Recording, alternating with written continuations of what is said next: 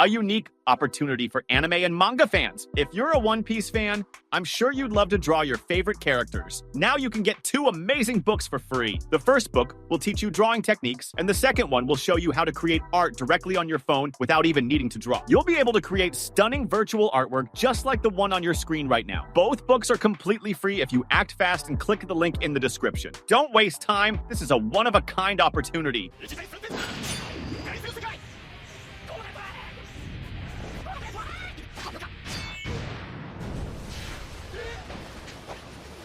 Hey there, pirate. Welcome aboard the Anime No Me channel. Whenever you think of the Pirate King, you imagine a captain who fulfills his dream after a long journey at sea. But in One Piece, that won't happen. After all, a second in command will become the king after their captain. And in today's video, I'll explain how that happens. I hope for your support to help our crew win, and to do so, you just need to click the thumbs up button, leave a like, and subscribe to the channel. By doing this, you will win an incredible devil fruit, so just comment which fruit you want. Guys, when thinking about the future of One Piece, it's inevitable to wonder what will happen to the Straw Hats after Luffy's journey as the Pirate King ends. Although many may believe that the bonds formed between the crew members will disperse after each person fulfills their dream, I believe Zoro, in particular, has an even greater role to play. Not only does he possess all the qualities to continue Luffy's legacy, but he also has unique traits that position him as the bridge between his captain's fulfilled dream and the preservation of the will inherited by those who come after. First, we need to remember who Zoro is within the crew. On various occasions, it's been clear that he is not just a skilled swordsman. He is the unwavering pillar that holds the trust in Luffy as captain. After everything they've been through together, Zoro knows Luffy like few others. He understands that his captain's dream isn't about ruling or dominating, but about creating a world where everyone can live free without being controlled by anyone. This vision is something Zoro shares, even if in a different way. For him, freedom means being able to fight for what he believes in, protecting those who are important to him, and never betraying his own principles. This philosophy is what directly connects him to Luffy, and is why he could be the perfect guardian for the legacy of the Pirate King. Zoro doesn't hesitate to make decisions that protect the unity of the group and Luffy's authority. This stance was highlighted in critical moments, such as the Water 7 and Enies lobby incidents, when he confronted Usopp after the disagreement with Luffy. The way Zoro handled the situation, even knowing how much Usopp was loved by everyone, showed his unconditional loyalty and sense of leadership. For Zoro, Luffy is the absolute captain, and his dedication to him is above all. Zoro has also been confirmed as the Straw Hats' first mate, officially positioning him as second in command. This is something Oda, the author of One Piece, makes clear throughout the series,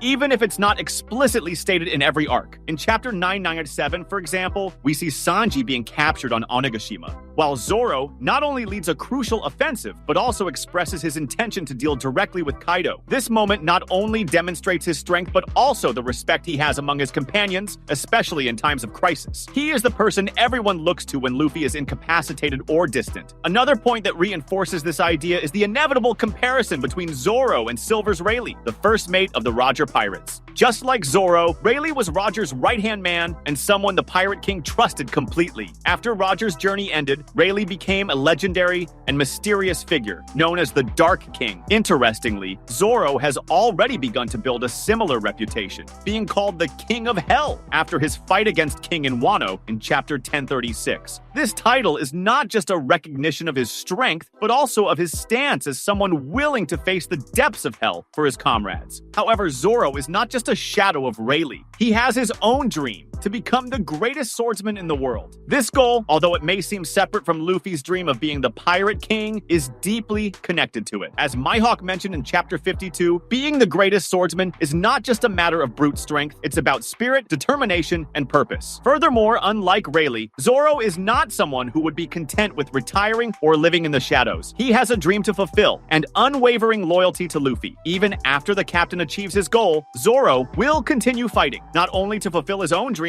but also to ensure that Luffy's legacy is never forgotten. Zoro would surely do this because he understands what Luffy means to the world and knows that the freedom conquered by the Pirate King must be protected at all costs. After all, Zoro found a way to pursue his purpose alongside Luffy. Becoming the greatest swordsman in the world is not just a personal achievement for Zoro. It's also a way to elevate the name of the Straw Hats showing the world that he is the first mate of the man who conquered everything. This connection between Luffy and Zoro's dreams is something that cannot be ignored. From the very beginning, Zoro made it clear that he is willing to sacrifice everything to help Luffy achieve the title of Pirate King. This was dramatically shown in Thriller Bark in Chapter 485, when Zoro offered his life to save Luffy and the rest of the crew. The phrase, "nothing happened," is not just an iconic moment, but a silent declaration that Zoro is willing to carry any burden to protect his captain's dream. This unwavering loyalty is what sets him apart from other characters, and positions him as the spiritual heir to Luffy's legacy. At the same time, it's important to note that Zoro is not just loyal, he is also incredibly powerful. In Wano, we saw the peak of his abilities when he mastered the Ashura technique against Kaido in Chapter 1010, and when he defeated King, one of Kaido's strongest subordinates. These battles not only proved that Zoro is one of the most formidable swordsmen in the world, but also showed his ability to grow under pressure. He is no longer the young swordsman who fought against Mihawk in the East Blue. He is now someone who can face the best in the world and emerge victorious. Zoro's power, however, is not just physical. He also carries a sense of responsibility that sets him apart from other crew members. While Luffy may be the heart of the Straw Hats, Zoro is the solid foundation upon which the group relies. This balance between strength and responsibility is something we saw in Rayleigh, and it's something Zoro seems to have inherited naturally. However, unlike Rayleigh, Zoro is not someone who would simply retire after Luffy's journey ends. He still has a dream to fulfill, and he knows his mission to protect Luffy's legacy doesn't end with the title of Pirate King. I believe that after Luffy achieves his dream, Zoro would take on a role similar to Rayleigh's, but with one crucial difference: he would continue to fight actively to preserve Luffy's legacy. Zoro is not someone who would settle for living in peace. He is a born warrior, someone who only finds purpose in battle and overcoming challenges. Thus, it's possible to imagine Zoro taking on the responsibility of protecting the One Piece and the freedom Luffy has conquered. He wouldn't do this for ego or ambition, but out of loyalty to his captain and a sense of duty to the world they helped shape. However, Zoro's role as the heir to Luffy's legacy is not something he would actively seek.